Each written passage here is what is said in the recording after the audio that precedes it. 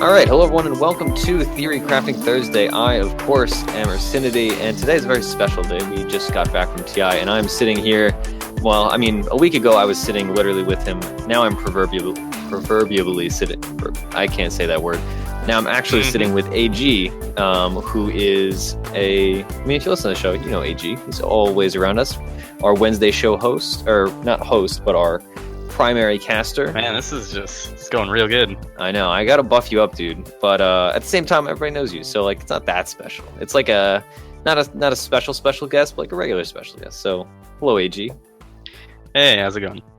All right, and as we are prone to do today, of course, is not a Dota 2 podcast. Why would we talk about that? Today is a Street Sharks podcast, specifically a Street Sharks character analysis podcast. We're going to be talking all about Ripster, my favorite of the Street Sharks, and all of his development all through the original story of him being the Bolton family and moving on towards his shark status, growing all that cartilage, and just being great. Man, what a good show. Yes, that's indeed. What a great show. Yeah, I like normally like there's some kind of back and forth where like Proud yells at me or just sighs, and I was like, AG is too nice for that. Like our dynamic is decidedly different. But that being said, Street Sharks is great. I cannot be an asshole like that. The only thing I'll say is like fucking. It was like 1990s, right? Like 1990s cartoons are fucking weird. That's all I have to say. Oh yeah, if you want to watch good bad TV, go watch Street Sharks, and it is some of the most fun I've ever had because the show is just like, oh god, it's perfect. All right, so on that note, let's talk about TI a little. We both I mean, you were always there because AG lives in Seattle, and I am from New York, so it was quite the trek for me. But we both attended all the days or almost all the days, so. And we made, obviously, content last week. AG was actually on Theorycrafting Thursday last week when we did the live recording at our house. And it was a grand old time, I would say. It was my first TI. AG, was it your first TI? Yeah, it was. Yep. And, they went over it a bit on the Wednesday show, which is actually the Monday show with Blackheart and Roland. And I don't have a terribly large amount to add to their experience with it, other than I might have to dispute the fact that they made me sound like some kind of alcoholic. That is unfortunate. And but it was a good time. Honestly, like I really can't complain. I think I have some friends that have gone to many TIs, like Proud has been to TI 4, 5, and 6 now, and some other friends that were saying like, oh, TI 4 was a little rough and TI 5 might have had some minor issues, but I think from all I've heard and all I've experienced, like TI 6, I really didn't have a single issue with it, like at all. Yeah, I think like from I've had the only person I know in real life or like have talked to like extensively about it was I had a friend who went to TI4, and aside from the fact that like the meta was pretty shitty then. Yeah. I think that was the first international they did at Key Arena, and I heard like the viewing setup, like the audience and like where they put the screens was like really bad. So, but man, like it's quite a spectacle. I've gone to like a lot of sporting events, and I've not been as hyped as I've been for like that fucking EGE home game. Yeah, I feel like I'm gonna remember that for like the rest of my life. Yeah, I unfortunately since we were so busy at TI and we were all kind of lazy, we decided we were gonna take one day off. Most of the hosts and stuff that were hanging out at the house we stayed in. We're like, all right, we're gonna take one day off to relax, to prep material for other stuff, and like take a it's a vacation, right? Take a break. So we're like, all right, we're gonna take. I forget what day it was. The EGE home game Tuesday. I want to say Tuesday. I'm pretty sure. Yeah. Second day of the main event. It was Tuesday or Wednesday. It might have been Wednesday because they played like newbie in the upper bracket, and then they played E-home. I can't remember. I just know I had the same mindset that you guys had, like take one day off, except the day I picked was the All-Star game. Like I was like, I don't need to see the cosplay All-Star stuff. Yeah, I actually skipped the All-Star game, but I still went for that day for all the other games. But yeah, so the one day we took off, and we still were watching the games at the house, and it was still a lot of fun to like sit around with like however many people, was like 6 or 8 people, like around monitors and be talking about the games. But yeah, that was kind of like my one like regret was I didn't go that day because I didn't wake up early enough to get going with Grouty and Flub because they left like way early in the mornings because like they want to see everything. But other than that, and obviously like it was still a good time. But other than that, I I definitely enjoyed, like you said, the stadium experience. I've gone to a good amount of sporting events. Being like a New Yorker, going to Yankee games is like a classic thing you do every Of like course, yeah. couple times a summer, and it's a good experience. But it's absolutely different from even other esports experiences I've had. Like I went to the last ESL One New York. That was actually the first time I met Roland and Cyphus, and it was a cool experience, but it was not anything like TI. Like TI is a beast unto itself. Let's definitely put it that way. And meeting everybody also was like super cool experience. UAG, who I failed to notice because you had a very masculine, big bushy beard that I was not acclimated to, and I was like, "Who is this man next to me?" This is And what happens when you move to the Pacific Northwest. You just like that beard was probably like a day or two old. Like, oh my and you just god, wake up in the morning and like you just have this massive manly beard hanging from your face. You just can't do anything about it. You just have to accept it. yeah. I mean, at that point, like it would take like so long to shave it off. I feel that I would just like submit. Fortunately, that is not a problem I had in my weekstay. So maybe it takes like 2 weeks before that. Like the That's because you guys didn't recycle. Let's be real. oh, I tried to recycle. All right. I cannot believe you came to this state and you fucking like enjoyed all of the benefits, and then you were like, "Yeah, I'm not gonna recycle." In my defense, I was the one on the first day. I was like, all right, where are we going to put recycling? And we were like, we don't have a bag for it. So for now, let's just throw it in the thing. And then eventually, 7 days later, we still did not have a recycling bag. So, we'll pay for our sins, and it is what it is. We'll, I don't know, drop some fish in the ocean for all the ones that we killed with our rings from six packs or whatever.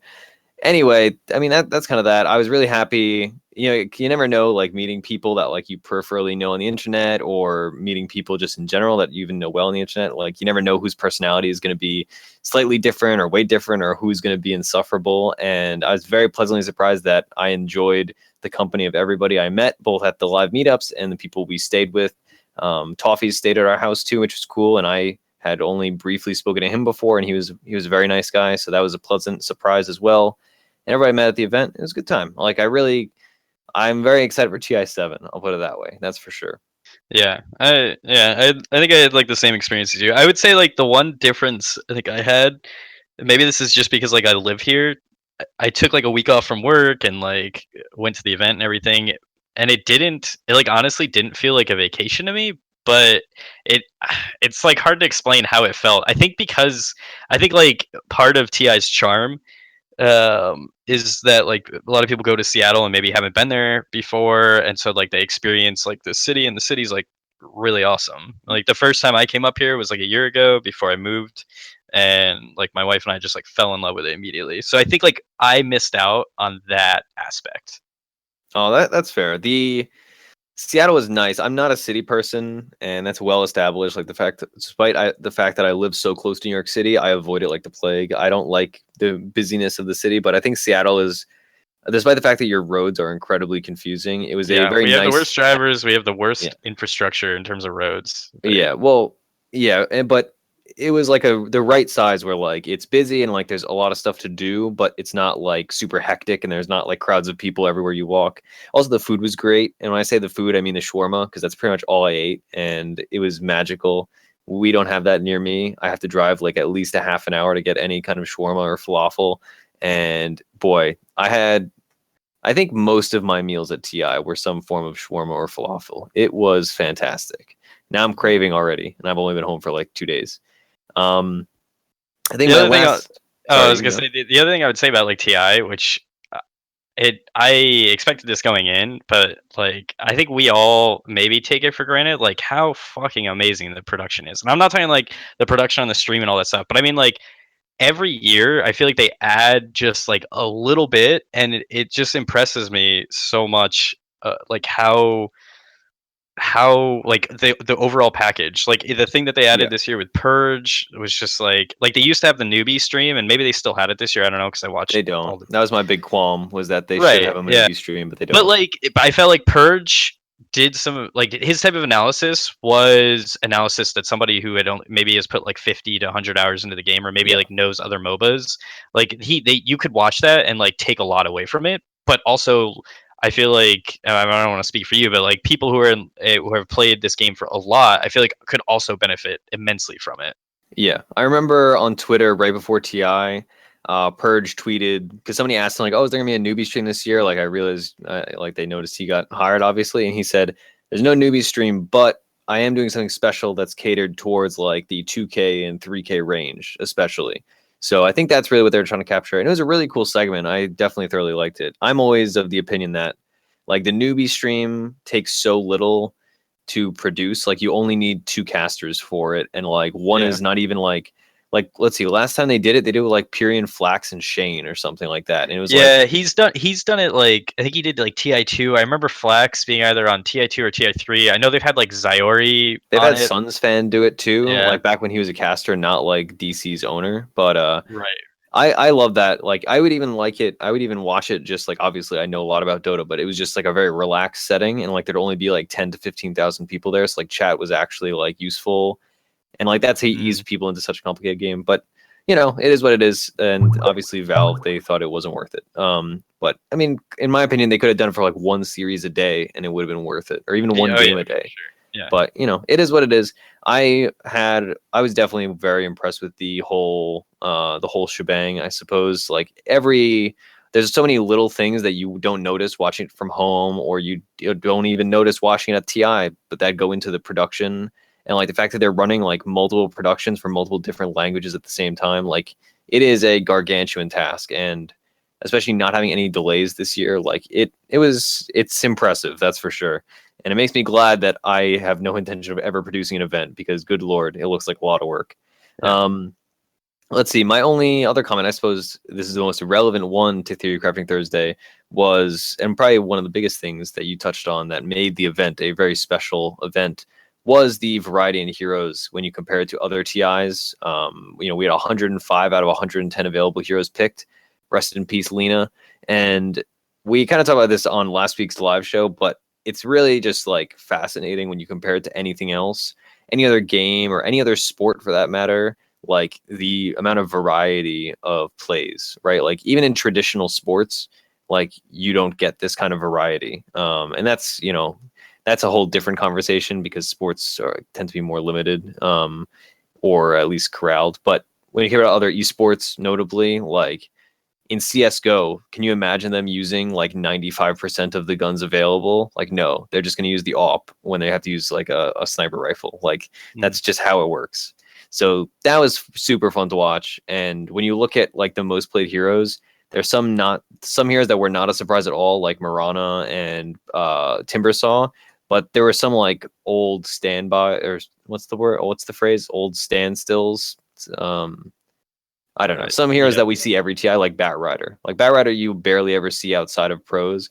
But when TI comes around, like he is the most played hero because he's consistent and people make big plays on him. So that was really fun to watch, and getting to see almost all of the heroes that you like played. I feel like unless you only play the 5 heroes that are unplayed, then like you're out of luck, buddy. But I it was fun. And despite the Yeah. fact that I love Lena and she wasn't picked, but I know why she wasn't picked, you know. Yeah. I know. Raindrops. I know. Yes, But raindrops. yeah, The I ultimate think TI like meme. I think the I think like looking at the heroes is one thing, but what that also I think at least what I saw, and I think what that kind of lends itself to is there were so many different play styles. And yeah, like maybe there's Yeah. always I feel like at a lot of major events, like especially TIs, you always have like a team that comes in that's like the team that just drafts run at you, and like yeah, like people say like that's like old CIS Dota. I Yeah. say old because there's like not CIS Dota anymore, Yeah, it was but like Navi. That's it. And but like resolution. right, yeah, but like the old like Virtus Pro would do that, and then like there'd be some like occasionally you'd get like one team in Asia that would do that, like one of the Korean teams or something. Yeah, like But MVP. and then you have like the alliance like split push, and then you have like a lot of the China mainstays of like 4 Protect 1, and then you have like the Deathball alliance. I thought in this TI more so than ever, like not only did we see all those strategies, but you saw those strategies like persist past like group stages and like initial knockout rounds. Yeah. Yeah, and like you'd see the same team run multiple of those strategies, right? It wasn't entirely specialized. And that's what we want to see out of a TI. Like this was everything I could ask for. My only like all my problems with TI were due to my flight. But like obviously Valve does not control Delta Airlines for better or worse, because boy, that was an experience. AG, you are a lucky man living in Seattle, and it was I all heard worth all in that the on end. Twitter. Yeah, on Twitter. Fortunately, I didn't have internet connection at the airport. Otherwise, I would have been complaining way more, because I spent 6 hours in JFK. I ended up in a completely different state than I was supposed to, despite having a one-way flight. So it was a wild ride, especially as somebody who had never flown before this week. But Really, yeah, this is my first time flying. I mean, I flew when I was it's like 5 Flubs years too, I old, but think, that doesn't wasn't it? count. I think so, yeah. But yeah, I do all my traveling like on the East Coast, so we just drive. But yeah, it was my first time flying, and we're not as disadvantaged as Grouty. So Did you get your pilot wings? Did the flight I attendant come wish, I wish, but unfortunately not. Next time, next TI, I don't think I'll fly until next TI. I'll put it that way. That's how my experience with flying went. But I came back with all my limbs and all my baggage, so I can't complain too much. All right. So unless you have anything else to talk about TI, I guess everybody's kind of heard enough about TI between all our shows, so we can hop into our combo. Does that sound good Yep. to you, AG? All right, Yep, cool. sounds perfect. So AG and I today will be playing a combo that is I'm looking forward to, honestly. We're going to be playing Ursa with Oracle, and I will be playing the Oracle, and AG will be playing Ursa. I mean, I don't know how much Ursa you play, AG, but I play a good deal of Oracle, and Oracle is one of the real standout heroes for me of TI, where I feel like pros for a long time were underpicking Oracle, and that was largely due to, I mean, there are other factors, but the hero is very complicated, and even pro players, like if you're not completely acclimated to both playing with the hero and playing as the hero, it has some difficulties. So I was very happy to see so much Oracle at TI, and what was it? Wings was like first twoing Oracle, like Oracle +1, stuff like that. Like I was very impressed with the Oracle play. So this kind of invigorated me to go back to playing Oracle, because I used to play a lot of it right when it came out, and then I still play it every once in a while when it's like right for our team drafts. But I'm thrilled that the hero's back in the meta, so I'm looking forward to playing it tonight. And I mean, that's about it with Oracle. We could talk about the strategy Somebody later. played But him mid too. It was like OG played him mid or something? Or no? Sumail played him mid, and they lost. Oh, That okay. was not at That's TI right. though. I think that was at the summit. Oh, was it? Okay. I couldn't remember Yeah. if it was like group stages or if it was It like now I'm previous. trying to think. It may have been, but Are I'm you sure it pretty was sure it was at the summit. whatever it was? Yeah, whatever. Like I knew that like one of the mid prodigies played it at some point mid, because like they released like the Ag Scepter and then people were like, huh, does this mean like you can make this hero more offensive, and like stuff like that. Yeah, I'm looking up. It looks like the game was played on April 1st. Okay. So Oh, okay. That's never mind. yeah. That's just a video. So Are maybe you I'm looking on? lying. Are you looking at Dat Dota or something? Oh, EG versus Friends Sumail, Star Ladder I League Star Ladder. 2, Yeah. July Okay. 24th. Yeah, I was gonna say because I don't think it was Summit because that was like too long ago. But yeah, Star Yeah, Ladder. I forgot that was in between. that was But at like, the summit. I feel bad for any. Yeah, it was hosted by that. I feel bad for like any tournament that gets like pigeonholed right in between, like Yeah, right well, before TI. I But agree. It's unfortunate, but it is what it is. Anyway, I will definitely not be playing Oracle mid. That is a garbage build, unless like you're hyper specialized. You can play Oracle off lane, which is actually pretty good. If you look at the top Oracle players, I don't know how it is right now, but the number one used to be a guy that played Oracle off lane, and it was one of those builds where like the guy was crazy good at it, and I would watch replays, and I was like, "Yo, this is so viable." And then I would try it, and I would feed uncontrollably because it is very difficult to make work. But Oracle, I will be playing as a 5 most likely. He can be played as a 4, but you want a 4 position level of farm, but he doesn't roam. So like you play him as a 5. He can roam actually, but generally you do not. I feel like he gets a decent amount of farm just from the standpoint that he gets a lot of killing blows though. Yeah, yep. He is. If you want to kill steal your friends and tilt them like crazy, play Oracle. I'll tell you that much. That's like one of my favorite things in Oracle, and I always like. There's always an excuse. You're like, oh man, I thought they were gonna get away, or like, oh, I couldn't cancel my animation. But in your heart of hearts, you're like, I needed that extra gold. I don't want assist gold. I want kill gold. So I'll get into like actual Oracle strategy and whatnot later. But what do you think about Ursa? Do you like play this hero often or just peripherally? I feel like everybody kind of has some I competency with Ursa. Yeah, I play him like occasionally. I like when I was first introduced to like MOBAs. The first MOBA I played with was Han, and they had like a hero that was kind of similar to him. And then when I grabbed the beta key for Dota, like I don't know. When I think of Ursa, I think of Dota, and I think of like one of the traditional pub stompers. Yeah, he definitely has that feel. That's for sure. But Yeah.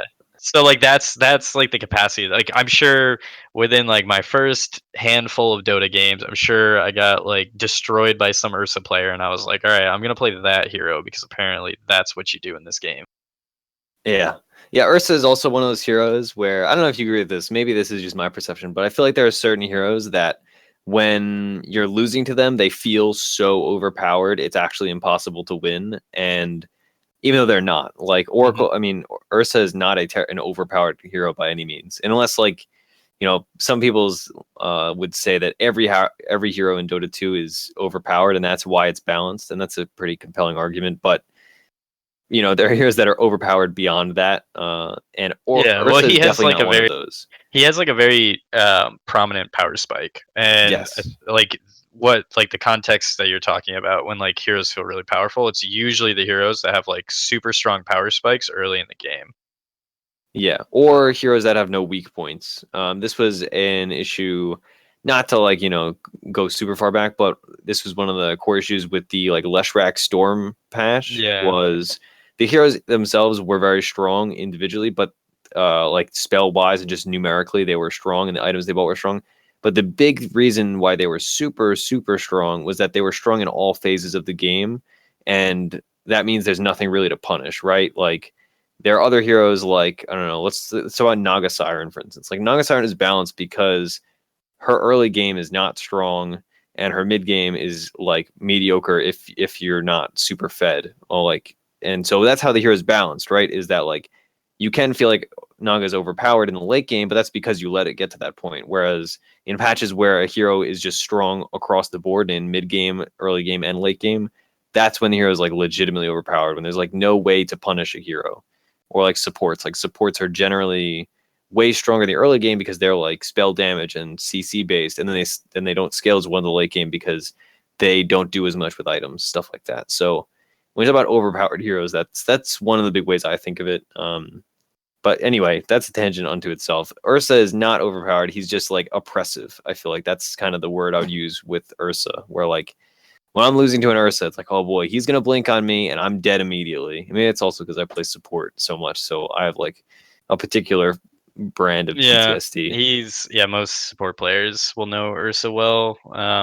Yeah, the thing I notice like I find I don't play him a lot. I just play him at like I'll play him occasionally, but I feel like he's the type of hero that he and you maybe could say this about every hero, but like the really good players on him understand his power spikes and understand his playstyle. And like he's not a hero that you want to take into like a farming battle with like a PL or like Yeah. other late game heroes because right, like he like he can take some jungle camps pretty quickly, but for the most part, like unless you build him certain ways, like I know Mask of Madness became like pretty popular about like Hmm. 6 months ago because it allowed him to actually farm decently.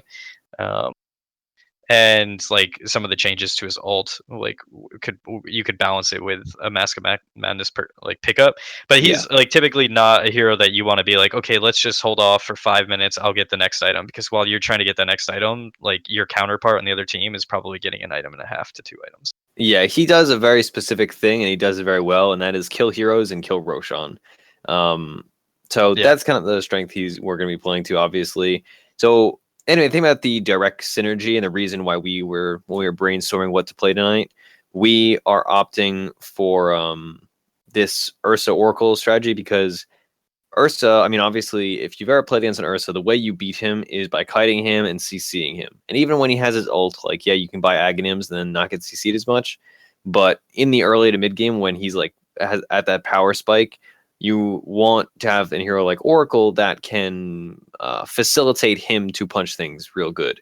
So if you are to coin the Mr. Blue phrase, rest in peace, the Oracle Q to ensnare people, although technically it's not ensnare, to let Ursa get on top of them and earth shock them and punch him a bunch, and the ult, of course, to make it so he can just run rampant, especially if you have that Mask of Madness or even just a Morbid Mask. Like, you will be regenning so much health on Ursa.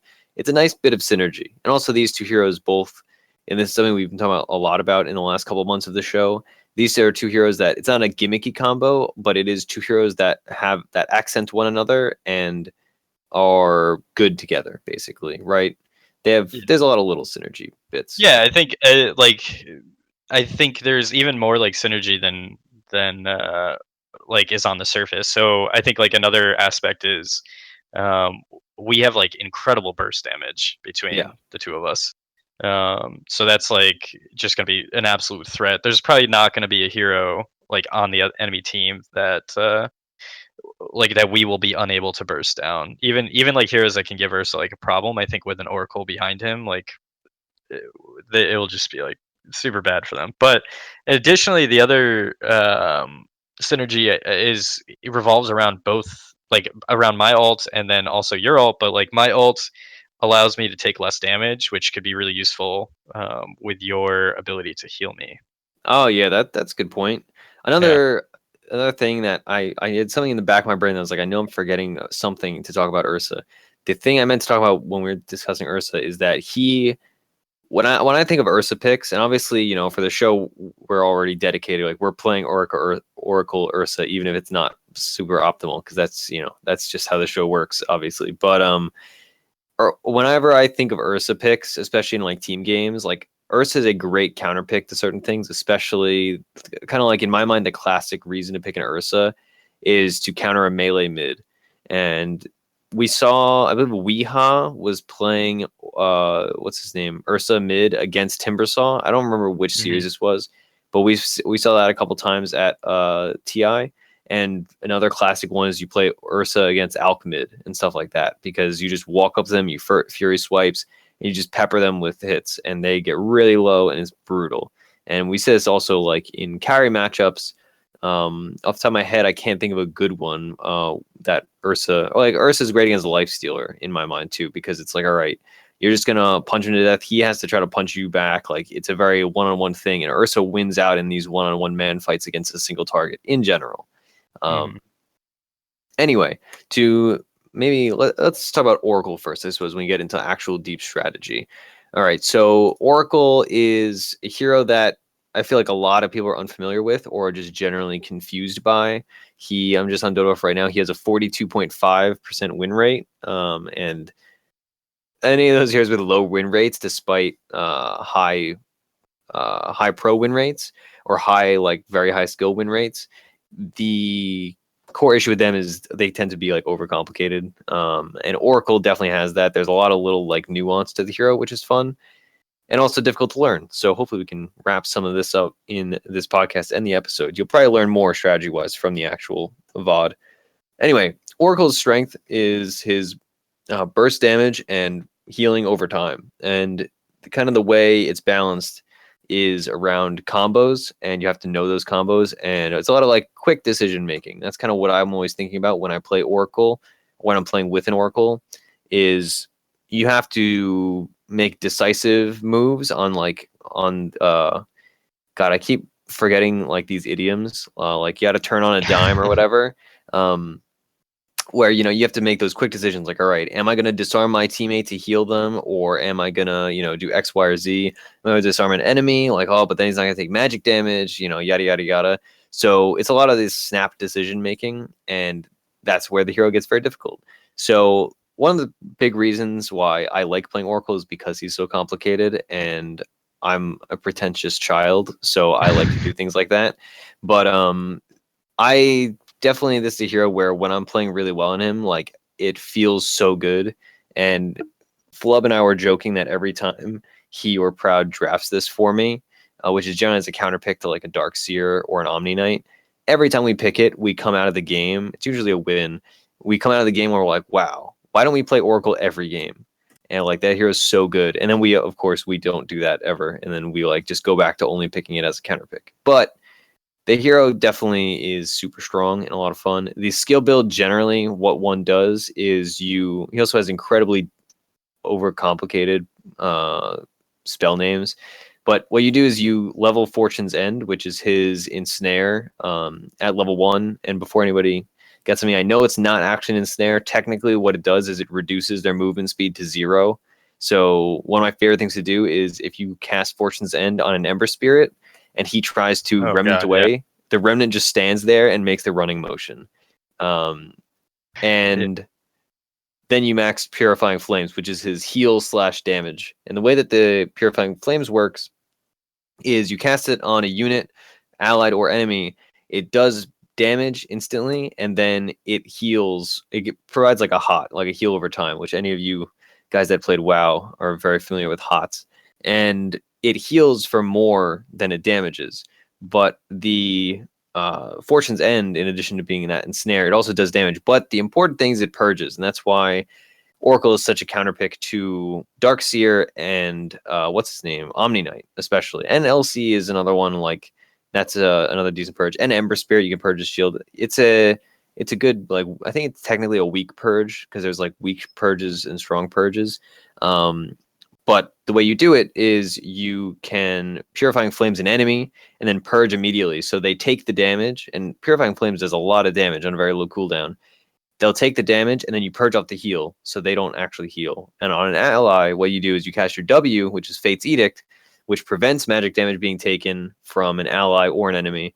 And you do that to a teammate, and then you cast Purifying Flames on them. You don't deal the damage, you just get the heal. And so it's kind of a careful balance of like, all right, I'm going to heal my teammate. Do I disarm them and give them more healing, or do I just heal them? They're going to take burst damage. Like, oh, what if they get bursted down? So this is kind of where you see like there's a lot of these little interactions where you got to make those split decisions. And his ult is False Promise. It's gone through a couple iterations since the release, but basically what's important is it's a hard purge right away. So it like takes off any disable with the exception of like Doom, and then you have that for 7, 8, or 9 seconds, and while they're in that, they get delayed damage and delayed healing, and all of the healing is doubled. So all of the damage and or healing is calculated and then done at the end of these 7, 8, or 9 seconds, depending on your level. And there's also like a sun right above the person that is false promised, so you can tell like, oh, it's orange, like they're gonna die, or oh, it's green, they're gonna live. And that's why you see Oracle a lot with these healing based heroes like Huskar, where like a Huskar is going to benefit so much from A, the double healing, and B, not being CC'd, or being un-CC'd from that like first thing. So, and it freezes your health. So like if you do it when he's at like 5% HP, the dude just goes man mode and just kills everybody. The other Alchemist too, like for sure, great hero with it. Yeah, and it's definitely one of those abilities that you kind of have to either you have to play a lot of Oracle and like kind of like really internalize like, all right, I'm doing this much healing, or you just kind of have to wing it and like do it by feeling. Which in such a complicated game, I'm always nervous when I like am like, oh, just wing it, just do it by feeling, like he'll figure it out.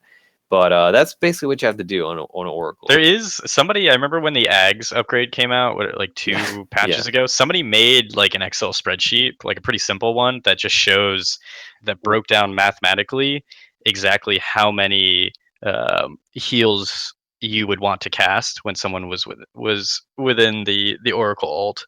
Mm-hmm. And it's like one of those things that I think without Ags, it's 3, and if you cast 4, then the initial damage of the 4th isn't made up by the healing benefit of the 4th, just given the time. And so I think like really good Oracle players will identify those numbers, and they'll know like exactly how many they've casted and things like that. Yeah, that's important too. And there's some kind of there's a nuking Oracle build that some people do that's more aggressive, and some also do it just coincidentally, where what you do is you can there's a travel time to Fortune's End, which is the purge, and there's a way to do it where you are throwing Fortune's End and you nuke them as the thing is getting sent out, and they take none of the healing.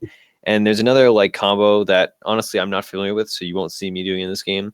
But some really good Oracle players, I see it like Lil, who we used to play for VP, he would do it. And what you do is you build a Yules and you combo it in such a manner that you get to do 3 full Purifying Flames and a Fortune's End, and then you Yules off the heal from one of the Purifying Flames, and then basically like you're just getting another purge, and so it's super bursty because Purifying Flames does an absurd amount of damage. It has a 2.25 second cooldown, a 0.3 second cast point, which is like practically nothing, and it does 360 magic damage. And obviously that's all mitigated by the healing, but if you take away that healing through your purge, for a support, like you're doing it in an obscene amount of damage. So this hero definitely has some like strength that one would not expect. So yeah, and that's kind of the fun of playing it, and it's definitely a hero that if you play your first 10 games, you'll probably lose 6 or 7 of them because it's very easy to make mistakes and kill your teammates. And also it's very easy for your teammates to not be familiar with the Oracle, and then they'll just die, or like you'll ult them and instead of going in, they'll run away. Yeah. Like, it takes some practice. He's like the 3 heroes that I think of in the support position. I think of like Shadow Demon, Winter Wyvern, and then Oracle, and I think of them in that order of difficulty to play in terms of you have to like know a lot of shit yourself, and then your teammates have to know a lot of shit, and you both have to be communicating all that shit. So yeah, if you're good at those other 2 heroes, or like I don't know, like that's why I think that you play. I think you can play all 3 of those heroes pretty well because they all kind of share this like very similar mechanic to them. Yeah, I definitely agree with you. I think especially with Winter Wyvern and Oracle, it's like the onus is on you, of course, to be playing well, but it's also on your team to like realize like how the hero works and to act accordingly. Like they're not very reactionary supports. Actually, that could be argued, but they're very like they're not supports that are on the sidelines doing a lot of little things. They do like one big thing and then like a lot of other little things, but they primarily, you know, if you're playing an Oracle, you need to get a good ult off. And if you don't get your good ult off, like you're going to ruin a fight. And that's why if you're playing against Oracle, the common way to beat an Oracle team is to just jump on the Oracle, you force him to ult himself, and then you just ignore him and you kill his teammates because he can't ult any of them anymore. And same thing with Winter Wyvern, where it's very easy to like, if you're a new Winter Wyvern player, if you ult at an inopportune time or you don't ult at an opportune time, you can throw an entire fight. So, you know, it's so easy. I agree with you. All right, so that's about enough about Oracle for this first bit. Let's move on to Ursa. Ursa, a lot of people do a lot of different builds with Ursa. I've even seen some people not buying Morbid Mask at all. The old standstill was like, oh, you go Phase Boots, Vlad's, Blink, BKB. And then that has changed since then. We see, obviously, I think we always see Blink Dagger and you always see Phase. But you don't see as much of Vlad. A lot of people just leave it at Morbid Mask, like we were talking about earlier. A lot of people do Mask of Madness. So, in general, what do you think is your preference on Ursa builds? I used to I would almost always go Vlad's until I heard the argument about Mask of Madness. And the Mask of Madness argument, it kind of gives you like almost like an insurance policy against you getting like taking like one bad fight or dying and then being in a situation where like you need to farm for like 5 to 10 minutes or so, or you know, like something like that, where it's like you need to take an ancient stack or you need to take ancients or some creep camps to like catch back up because you did something wrong. So I kind of like view it as like this insurance policy that allows you like most farming items, it like hurts you in the immediate and then like benefits you maybe in the long term. But I think the Morbid Mask, like just the flat Morbid Mask build is not, I think that's good, especially now. I think like the introduction of Vanguard building into Abyssal, I think kind of bolsters that support that you could either like forego Morbid Mask or maybe just pick up a casual Morbid Mask. Just because now there's no reason why you're not building a Vanguard at some point on this hero. Yeah, it's true. The Morbid Mask also is nice because, as we spoke about earlier, the way you beat an Ursa is very similar to how you beat a lot of other melee cores, is you just kite them. And it's very hard to be kited if you're moving at like 475 move speed or 500 move speed or whatever Mask of Madness now brings him to. So, and that's why we see a lot of his itemization is on the like anti-kite. So like that's why you're building Abyssal, that's why you're building Mask of Madness, that's why you're building Blink Dagger. You get an Orb of Venom early, you buy Phase Boots early. Like all of this is mobility stuff to make sure that Ursa is on top of you and he is just swiping at you wildly. Like that's what he wants to do. Yeah, and the other thing, like I'll say about Mask of Madness too, is like they've changed his ult. And I can't for the life of me remember what the original ult was. I don't know if now is it just like the reduction, like the purge of debuffs? Is that the only thing that's like new? Or well, the original. So I don't know how far back you're thinking about the original ult because probably a while back. the original ult did damage based off of your maximum health pool, and Right? it would add damage to you at like 5% of your total health pool. Or I think it was like 3, 4, 5 maybe, or like 4, 5, 6%. And that's why the old build on Ursa for a very long time would be like Phase Boots, Vanguard, Vladimir's offering, Blink Dagger, and then you just build hearts. Yeah. Wanted a ton of HP. So you'd see like a late game Ursa for a very long time actually. And their like full 6 slots would have like 2 hearts because you just want like all that like billion extra HP. Yeah, I thought that there was like a change to Enrage in between that and like what our current iteration. But maybe I'm just thinking of like the Ags or something. Well, the Ags is the one that purges. So yeah. The Ags now, what it does is let's see if I remember exactly, but it reduces the cooldown on your ult, which is very important, to like 15 or 16 seconds. But the other thing is that it allows you to pop it while you're stunned or hexed or otherwise CC'd. Yeah. Very similar to what Oracle ult does in that, if you're stunned or hexed or CC'd, I'll just Oracle ult you and you'll be good. And the same thing is that's how the Ags works. It's basically me doing that to you, except you just hit a button and I do nothing. Yeah, well, it countered it. The previous to the Ags upgrade, the hero had like against any team with coordination, you would just like have a Beastmaster on your team, you would roar the Ursa, and your team would just kill him instantly. So like that was kind of that's why like this hero was like a feast or famine pub hero, because if you fought up against a team that was like the support was roaming around in fog, like randomly warding places, and you could like catch people out, you'd kill them, or like if they generally lacked team fight coordination, they like you would totally benefit because they wouldn't just like stun you and then kill you instantly. The Ags upgrade now makes him like viable. I love the Ags upgrade on him now. It actually like makes him, it turns him from being like a garbage hero but also kind of like generally boring hero, and directly mitigates one of his largest weaknesses. Yeah, totally. So a lot of times, I mean, we do see the Aghanims very regularly. I believe at TI the most common build would be that like Phase Boots, Orb of Venom, Blink Dagger with like a casual Morbid Mask, and then people would go Aghanims, BKB, or just Aghanims and then like a Basher or what have you. But the Aghanims is very strong in many situations. And also, when you're ulted, you're taking so little damage that, your effectiveness is incredibly high, and you're so much harder to kite, right? Because the traditional method of kiting is just to stun him. But if you stun him and he immediately pops back out, it's like, all right, who cares? So the Aghanims is definitely a big reason why he is more popular nowadays. And I think for other items too, he builds items in a less traditional sense than I think a lot of like position ones in the game. He has like so much innate burst damage like built into him with his fury swipes, and so he has like so much damage and so much attack speed already built into him with his abilities that really you're looking for more like utility. And pretty much any item that can like prevent you from getting kited, whether that's like a BKB or a Basher, so that you're or casual or Venom or something of that nature. He just needs utility items, honestly. Yeah, and he does have some like luxury items. I think on Ursa, I commonly see Scotty as like a late game luxury item, stuff like that builds naturally. But you're absolutely right. And this hero is not a hero that you want to be taking into the super late game. You want to be ending it in the mid game, which is his real strength.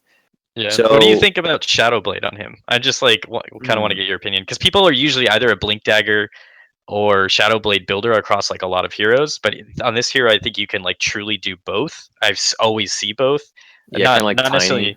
Yeah, well, not. I don't necessarily mean like that people buy both, but I mean like people either get this hero and they go Shadowblade 99% of the time, or they get this hero and they go Blink Dagger 99% of the time. Yeah, that's fair. So I think Shadowblade versus Blink Dagger on most heroes comes down to player preference and what bracket you're in. I feel like Shadowblade is going to be much better at lower brackets for obvious reasons than it is at higher brackets.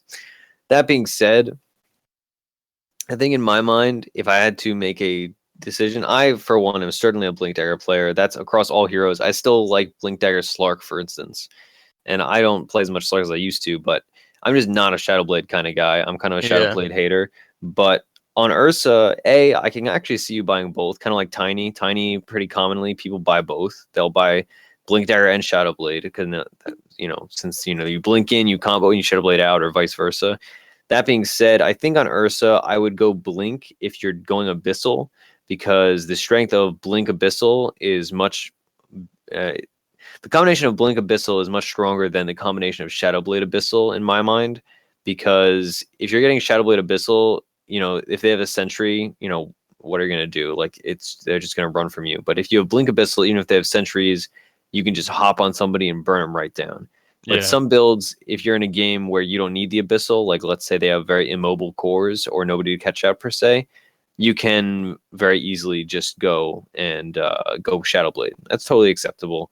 Shadowblade's more of a run at you item, whereas Blink Dagger is a more like skirmishy item in my mind. That's how I there is differentiate it. like some really good synergy between you and I as well. And correct me if I'm wrong, because I don't play a lot of Oracle, but because your ult delays damage, if I like, let's say I initiate a fight by blinking on somebody and killing them, generally my blink will not come off unless like people are like their entire team is just running away from me. But let's say they do turn on me, you ult me, and then for like the next duration of your ult, I'm not taking any damage, so my blink dagger will refresh as long as it's like not on cooldown from active use. Correct. I'm like second guessing myself, but I'm fairly certain that is how it works. Yeah, I'm like 99% sure because it's also the same thing is applied to borrowed time Refraction. with Abaddon. Oh, but yeah, really? that too. Oh yeah, borrowed time too. Yeah, like occasionally you see like these weird builds where I've seen Abaddons pick up Blink Dagger. I don't necessarily think it's warranted, but I've seen people do it because it like delays his damage with borrowed time, and then you get a free blink out. But yeah, it's like similar to Refraction, like you're saying, or like I don't know, OD back when he used to be able to like imprison himself with level 1. Yeah. Shenanigans. Yeah, Refraction, you can still fun trick if you're playing against a TA. What you do is you buy an Orb of Venom and you play Venomancer and you keep Poison Sting at level 1, and it doesn't do enough damage to tick Refraction down, but it does enough damage to prevent Blink Dagger. So really? Yeah, so if you have an Orb of Venom on a TA, it will not take Refraction off, but it will prevent her from blinking. So that's a fun little interaction if you want to like really hurt a TA player. Yeah. So I think for sure this game, like I think Blink Dagger, I'm more of a Blink Dagger player as well. I think the only reason why I would go the Shadowblade route is if I needed to get break, like if we were going up against like a PA Bristle or something, or a Bristle. Yeah, Bristle's a good example. Or PA. Although like Monkey King Bar is not, I'm not gonna say that Ursa like will build it every game, but I don't know, it's plus damage. You really don't want stats and mobility items. Yeah. Like ideally, like you just want to get his health full, and you want to get mobility items. Yeah, the mini bash from MKB is nice on a lot of these very kiteable heroes, just so that like they stutter step basically when you get that mini bash, and it helps you not get kited basically. So yeah, plus he has like, assuming you're running your combos correctly, like he has more or less like infinite attack speed. Yeah, absolutely. So I've also seen some weird builds, especially on mid Ursa from Weeha, where like he doesn't even get Fury, he doesn't even get Overpower. He levels Earth Shock and Fury Swipes and stuff like that. I've always kind of had some issues with leveling up Ursa's abilities, but in general, what I see is you max Overpower and Fury Swipes, and you get your ult at 6. Honestly, I don't play as much of this hero. That's why I'm going to look it up right now and see what the top player is doing. But yeah, I think the old build was for sure, depending on what you were gonna do, because like there's so many times where you see like Ursa's in jungle and stuff like that. But I've seen it a lot where I've seen people max Earthshock before, but Yeah, I'm just I looking here, and almost everybody gets a point in Earth Shock yeah in like the first like 3 or 4 levels, and then they max it like 12, 13, 14. yeah So you exactly get that 1 point, so you like run at people or jump on them or whatever, and then you just punch them to death with maxing Fury Swipes and Overpower. Generally, people level Fury Swipes before Overpower, or prioritize Fury Swipes before Overpower. But yeah, I personally yeah. I prefer the 1 point Earth Shock. I feel like that's probably my favorite way to play this hero on the occasion I do. I don't play him often unless like it's a really good counter pick, to be honest. He's not suited to my play style. Well, he has like just looking at it mathematically, like when you level, if you decide to throw another point into Earthshock versus throwing a point into like let's say Overpower, Hmm. Earthshock, all you're getting is 50 damage. That 50 damage is made up by the other two abilities if you choose to level them. So like the only thing you're boosting by spending a point in Earthshock versus its alternate, like versus the opportunity cost is 10% movement slow. So like if you want to if you want to spend a point to get 10% movement slow, that's why you would level Earthshock in Yeah. my mind. Yeah, it makes a lot of sense. I think it's nice to have these kind of malleable builds. I imagine the Earth Shock maxing builds would be in like 1v1 mid matchups where, Mhm. you just want to overshock them or Earth Shock them and then punch them a few times compared to getting the burst damage of Overpower. You get the like incremental damage of Fury Swipes and just run them down. Yeah, Um, if you're getting bottle, like I could see that. I yeah. could see getting because it's super cheap mana. It's 75 mana for 240 damage. I guess it doesn't actually go up that high, but still, like if you're getting a bottle, like you can use it to like clear Yeah. waves and also just throw out harass. Absolutely. So on that note, I think we've talked enough strategy and minutia. So let's hop into the game. Of course, the game will be on our YouTube channel .ptv1. That is a numerical one, and you can watch it there if you'd like to watch it in between or afterwards or before. I don't know. You do you. You want to watch? You can listen to the podcast and watch this game as you please. And of course, it'll be myself and AG playing, which will be a first for the YouTube channel and all that. So it should be a good time. And yeah, so hopefully we win. Hopefully things go well. So I'll see you guys after the break.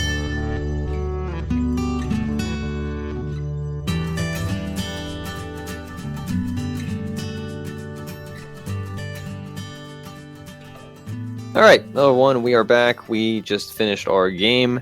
I guess we won't be facetious. We won't dance around the subject.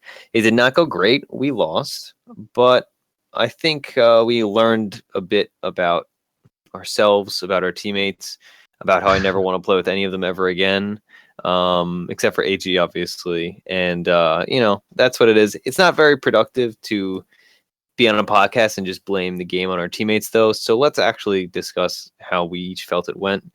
AG, you could start, I guess. Yeah, like I thought it was going pretty good in the beginning. There was a like fuck ton of fighting going Actually, on in the wait. other Let lanes. me just announce the team comps before I forget. Okay, yeah, go All for it. right, to contextualize everything. All right, so our team, we had an offlane Slardar, we had a roaming Shadow Demon, we had a mid lane Kunkka who went Shadow Blade, so I hated him, and then safe lane, of course, was us, Oracle, Ursa. The enemy team had a roaming Mirana that was offlane for a decent amount of time, safe lane Luna, and a mid Lina, which is ironic, being that I've not seen a Lina in like a couple hundred games, and I've been complaining about how bad she is. And they had a offlane Tidehunter and also a what's it called? The guy totem, Earth Spirit, Earth Shaker. That's what I'm looking for. It's Both very have late, my totems. friends. All right, so that was their team. That was our team. Both teams, I think our comps were pretty like the supports on each team were very much moving around constantly. Me less so than others, but anyway, continue with your thoughts, AG. Yeah, like it was going pretty well in the beginning. The problem that we ran into was I like for me personally, I was like so close to my blink daggers so many times, and I don't know. I haven't played Ursa in a little while, and I like have forgotten how immobile the hero definitely feels. Yeah. And it's not. It's like once you get that blink dagger, then then you can like start to do work around the map and stuff. But until that point, I liked the fact that our team wanted to fight early. It seemed like we were kind of trading until the score was tied up around like 8-8, something like that, and then we just like took a terrible fight on the mid tower. And by fight, I mean like we just individually all teleported We into just chain deaths. fed. Yeah. Yeah, it was one of those things where like you do it and you then like 30 seconds later you're like, wow, that was the dumbest thing that I've ever done in a Dota game. And like literally all 5 of us like TP'd in, like Shadow Demon and I TP'd in very close to one another, and then we got ravaged and killed, and Luna ulted, and then like Slardar TP'd in, and then you TP'd in, and then Kunkka TP'd in. And it was just like, I okay. TP'd in at some point when When like we were alive? you were yeah, like Shadow Demon was on the tower and you were on the tower, and I just wasn't aware that like I didn't know if Luna's ult like if she had her ult or not. She was running like aggressively at the tower, so I figured she might have had it, but I kind of just expected we had like a creep wave and we also had Shadow Demon illusion, so I kind of like expected that her ult to not just instantly kill you too. Yeah, it was very unfortunate.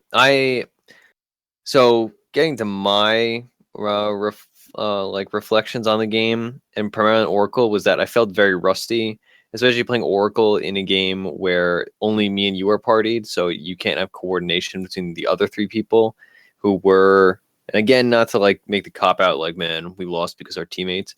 Like, I definitely made a lot of misplays, and I was definitely obviously rusty on the hero. But Oracle does require a certain amount of like collaboration with teammates, and I that's one of the big reasons why like I don't play Oracle in solo queue, for instance. Like there's some degree of coordination between, at the very least, you and your carry that needs to happen. But like mechanically for me, I know I overestimated the range I could cast my ult at a bit. Maybe it's just because I very commonly buy Aether Lens on Oracle, but I did not get to do that this game because I had to buy mech, because we had an offlane Slardar, not like a Tide or a Darkseer or anything like that. So that was something of an issue, but yeah, I thought like from the laning stage, like I expected our lane, like the way our lane went was exactly how I expected it to. I think we got great. 2 kills. We got at least 1, possibly 2 kills on the 2. Tide before We 10. Yeah, so like it's just Oracle has such a fast attack that you like harass is easy, and I don't know what the base movement speed is of Oracle, but like It's you pretty can decent. I also started Windlace, so yeah, oh yeah, and you started Windlace, and so like you could easily like harass, but not become like susceptible to the Tide Hunter. And then I kind of did the thing where I was just kind of floating in between getting last hits, and then when I thought there was a real kill potential, like moving over. And the skill build I went was what we kind of mentioned. Like I only put 1 into Earth Shock or whatever it's called. I can't remember the name of it. Earth Shock, yeah. Yeah. Although you did get overpower at level 1, which I thought was a mistake. I kind of like thought about it. We had a level 1 rune fight, and as right when I skilled it, I was like, damn it, I just skilled the wrong ability. But it wasn't like a huge deal. Like, we still it wasn't got a huge kills. deal. Because the key, it didn't affect the kill, but it affected my ability to just zone at level 1. But honestly, it wasn't as big of a problem because I had an Oracle in the lane, right? Like the amount of harass that you can put out. I think if we had like maybe a different support in the lane, it could have been a bigger issue. But it did allow the Tide to sit in lane earlier than I think would have been anticipated. But ultimately, like it led to 2 of his stats, so I'm not too. Maybe I baited him. Maybe it was the ultimate play.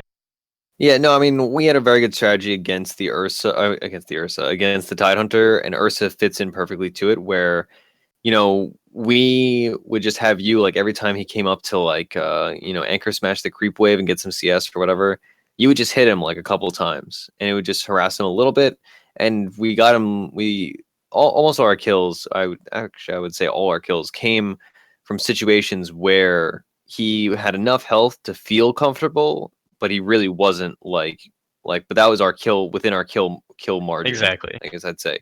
So you kind of like lull him into a false sense of security, and it really worked out. And I definitely think our lane went well. It just kind of the game did not go well. Let's put it that way. I think Ursa, we had some issues because the other team, A, they had 4 heroes with blink daggers, and B, they had a lot of CC. So until you had a BKB and Agged, like, you would just be CC'd constantly. and like Mhm. if they started on you, you would just like either be obsolete and like because you were CC'd too much, or you would just be dead. And I had similar issues where I was playing Oracle and they were playing a team that had a ton of stuff that would just kill me instantly. Like they had Mirana Ags at like 20 something minutes on a roaming Mirana. Luna's ult would kill me unless I had my W up on myself. In the mid to late game, Lena had Ags and she would literally just like blink and Ags ult me. And like I would just be dead. Yeah, So they had a lot those of were burst some core damage, issues. which I think can be problematic for like an Oracle and also like a Dazzle, like because Yeah. they, like two heroes that have an ability to like save people's lives at the last moment, and anytime you have like bursty damage like that, it can be kind of hard to gauge. Yeah.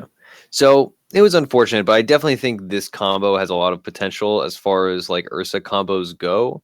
I just think maybe this game obviously was not the game for it, but I think it makes a lot of sense. I feel like if we had a different offlaner, it would have been much better. And a different mid. I feel like Kunkka mid is like it's viable, but the guy playing it was not good at it, he wasn't terrible, but he was not good at it, so he wasn't like making big X plays or anything like that. His early to mid game was very weak. But with an offline Slardar, it's suited to a very different play style, whereas we needed some kind of team fight, and we severely lacked team fight. Like we had Yeah, Boat, but Boat is like the most inconsistent team fight in the entire world, especially against a hypermobile team like the enemy team, right? They had, like I said earlier, 4 Blink Daggers and a Luna. Like Luna had 480 movement speed I with her also build. don't think Shadow Demon is the support that we wanted. The Yeah, reason why I say that is like if we had like an ogre or somebody that can just like reliably stun someone in place, I then agree. like you don't need the damage. Like Oracle and Ursa provide enough damage. Yeah, I agree with you. I know, like thinking back to TI, a lot of the times Oracle would be run with Kunkka as like the support duo. So you'd have a 4 Kunkka and 5 Oracle, and you have secure stun from one, and you have the utility from the other. And Mhm. also, I mean, Kunkka isn't necessarily as secure stun because there's like an interesting synergy with Oracle Ursa, where Oracle Kunkka, where Oracle charges up his Q, and in the space of time that the person is stuck there, that's when the torrent pops up. So it's a nice little combo. If you have a Kunkka player and an Oracle player on your team, I would advise drafting it. It's pretty cool. But yeah, in this game, it was not super secure, and we lost map control, and like the game, it was one of those games where it just kind of like fell out of our grasp. And there were a few like signs of life, and like we definitely could have won, but we were just like taking fight after fight, and we'd either be slightly disadvantaged, super disadvantaged, and like we'd win one every once in a while. And it just is one of those games that it was not in the cards for us to win. I'll put it that way. Yeah, Um, I know like personally, I made one misplay, like one big misplay where I didn't pop a BKB in one of the aggressive fights that our Shadow Demon initiated, which wasn't like the greatest of initiations for sure.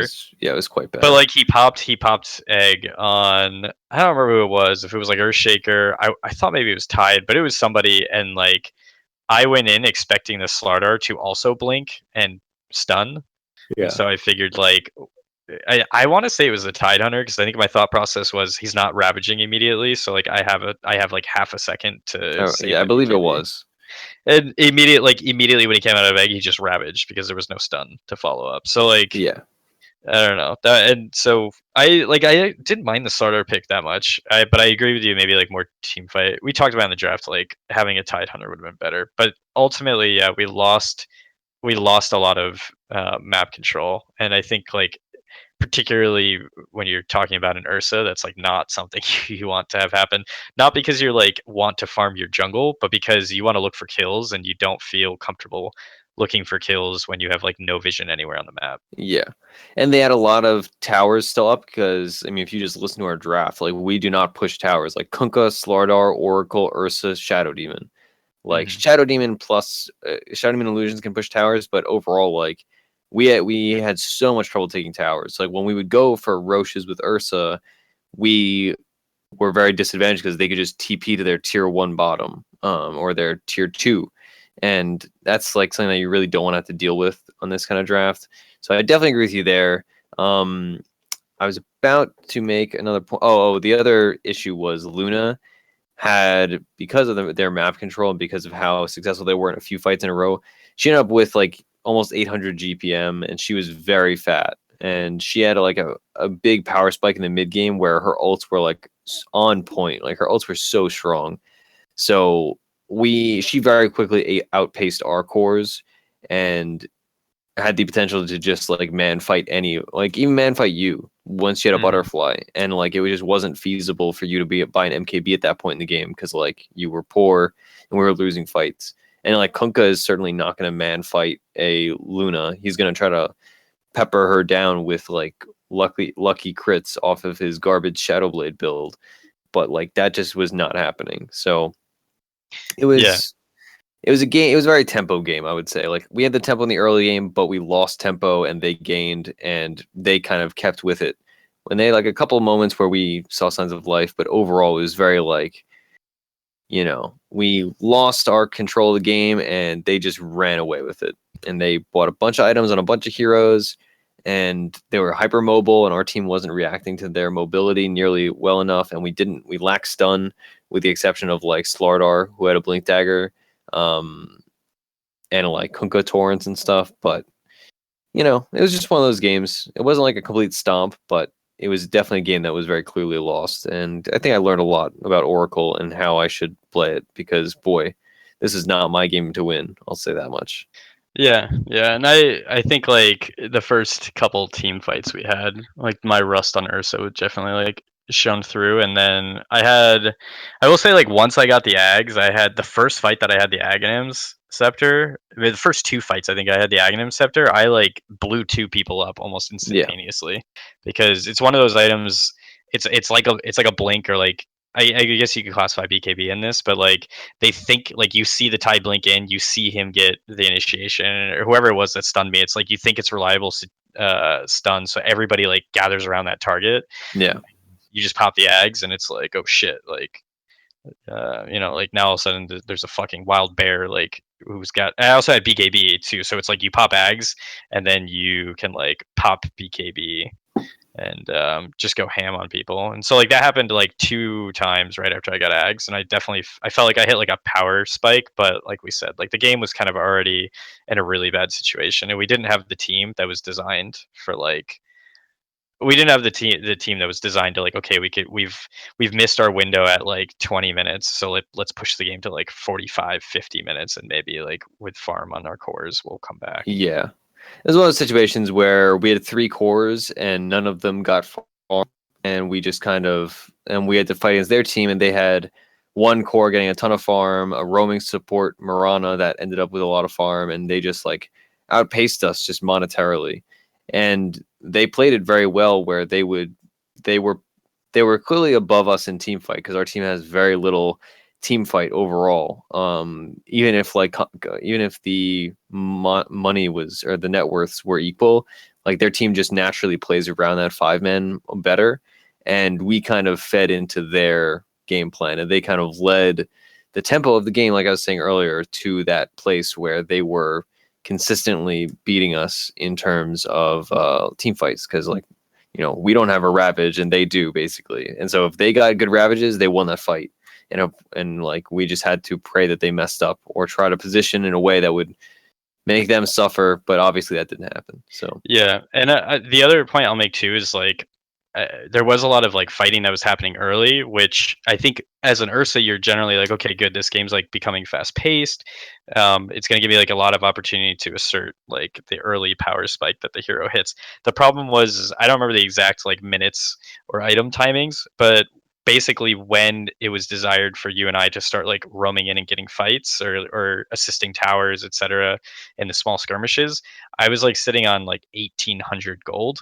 And so I didn't quite have a blink dagger.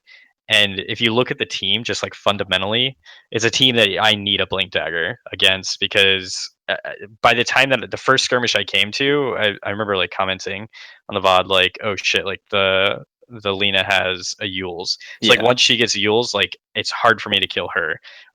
Luna is just like a hero that runs at ridiculous speed early.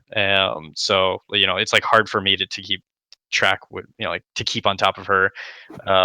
Mirana has leap, and Tide has the ability to like wipe debuffs. So I mean, unless like you're on top of him, he has the ability to forego and like get away. Really, it's like the Earthshaker's the only one that I can like. He's before I have Blink Dagger. It's like that guy's just total, like dead meat to me. But Yeah. so I definitely felt pressure, and then like I decided to itemize down the path of grabbing a quick. I think I might have already had Windlace, but I was like, okay, I'm just gonna grab Windlace and Mask of Madness, so I have like some ability to keep up with some of these heroes. But just bad decision making on like the whole team's part. So Yeah. I felt like I hit like a weird, awkward item timing where I was like, man, I really want to farm for like another minute to 2 minutes, get my blink, and then go to fights. But it's kind of hard to do that when your team's like pinging the mid tower and like you've already lost the offlane tower. You don't want to lose like the mid tower and then completely lose map control in that aspect. Yeah, it's always awkward when you like get a key item and you feel like you're hitting a power spike, but like it's really like a couple minutes delayed, or it just doesn't suit the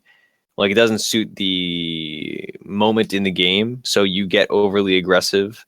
Like let's say when you're playing Ursa and you get a blink dagger and you feel like, oh, I want to get aggressive. Like I just got my blink dagger, like I'm powerful now. But because you've been outpaced because you lost a couple of fights or whatever, you're not actually power spiking.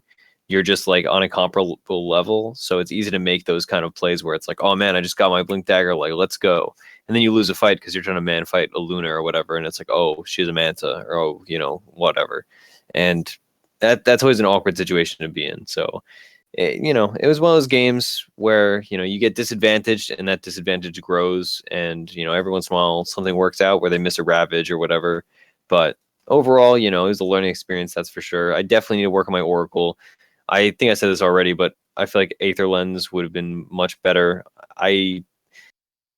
Buying the mech, like obviously we needed a mech for our team, but like I would have much preferred having an offlaner that can build a mech. Yeah. Well, I was gonna say, like, think of it this way: like, if we had, instead of the Slardar, like let's say we had a Tide, like he's building the mech, and then instead of having a Shadow Demon, like a second defensive support, like think if we had some sort of reliable stun, like a Sand King or like an Earth Spirit, exactly, or even like a roaming 4 Kunkka, and then having like an alternate mid.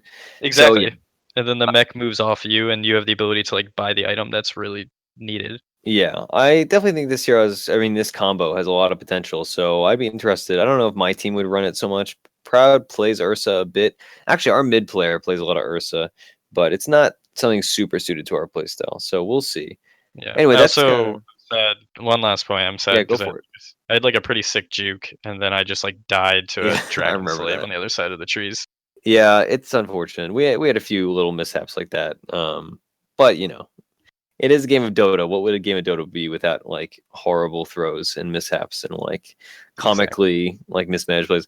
I had so many things where like I was just like out of place, or like it's just those kind of things where you die and you're like, boy, the fights were never on our happened. That's like the simple fact, and I think part of that comes down to the team comp. And we were always on our back foot. I think that's kind of my most. And I think our Shadow Demon definitely got tilted and was like, fuck it, I'm going to grab this haste rune and then run up in front of everybody and initiate a fight that half our team's not. He had a very strong like first 5 minutes, and then after that he was kind of like all over the place, and our team was definitely very tilted, and everybody was kind of yelling at everybody, and so I just muted like everyone. And that's exactly what I did. Yeah, it was not the best. Anyway, that was the game. I enjoyed it.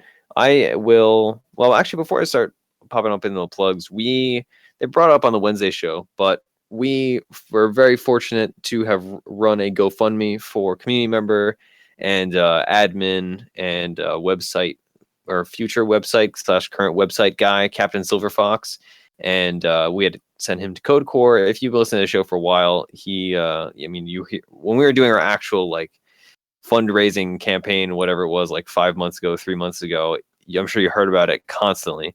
But just the update, everything went great, and he graduated recently, top of his class, and now he's already like getting job offers, and making real moves. So if anybody donated or spread the word or whatever you did to support the show, even if you just hung out on stream when we were doing the giveaways and all that kind of stuff, or if you talked about it, shared the link, etc., we really appreciate that, and we're super glad that it went so well.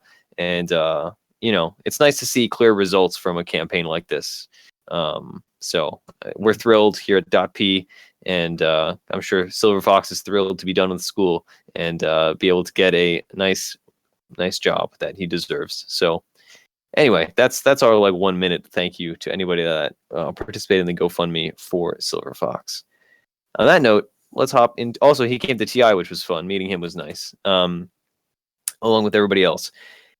So I'm going to hop into plugs. And of course, first plug, you can watch our game, youtube.com/.ptv1. It's a numerical 1 or numeric 1. I don't know technically what it is, numerical.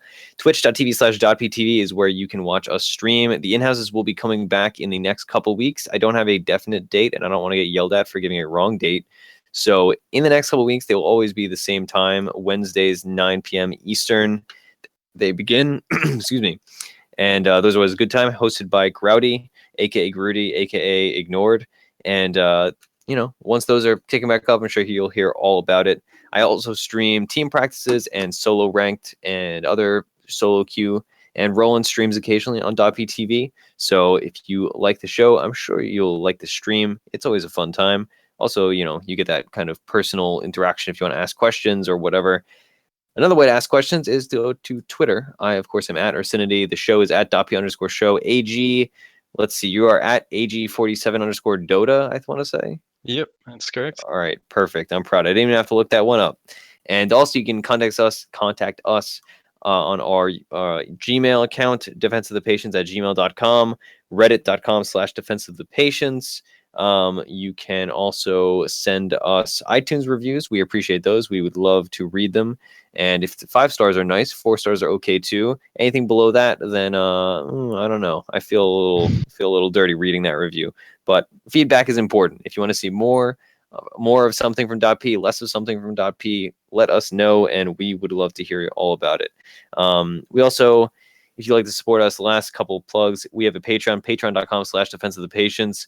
That is a place where, if you appreciate the show, give us a few bucks, and we appreciate it just as much as you appreciate us, or just spread the word. The other thing is on our website, defenseofthepatients.com, where you can find all of our content. We have an Amazon banner. If you're going to do Amazon shopping, like we all do, I mean, we live in 2016. Everybody shops on Amazon. Click through our banner. It costs you nothing extra. It just gives us a tiny little cut, because Amazon, I don't know, they don't like money, so they want to give us some, I guess. That's what it is. Yeah, that's accurate.